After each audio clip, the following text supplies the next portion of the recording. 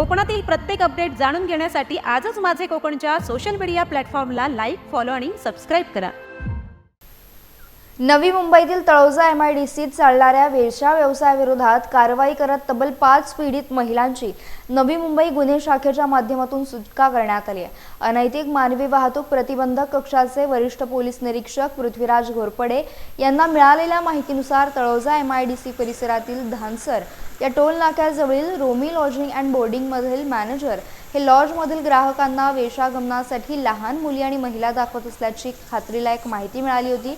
त्या माहितीच्या आधारे तळोजा परिसरातील रोमी लॉजिंग अँड बोर्डिंगमध्ये बनावट ग्राहक पोलिसांनी पाठवले असता त्यांना तिथे 5 महिला वेश्यागमनासाठी ठेवले असल्याचं आढळून आलं। त्या अनुषंगानं लॉज मालक तमन्ना गौडा, मॅनेजर कुमार गौडा आणि वेटर रणजित सिंग संकेत यांनी आपसात संगनमत करून 5 पीडित महिलांना बनावट ग्राहकांना दाखवले आणि त्यांना बेकायदेशीर अनैतिक वेश्या व्यवसाय करायला लावणार होते। पीडित महिलांचा मोबदला म्हणून त्यांनी 4,500 रुपये बनावट ग्राहकांकडून घेतले।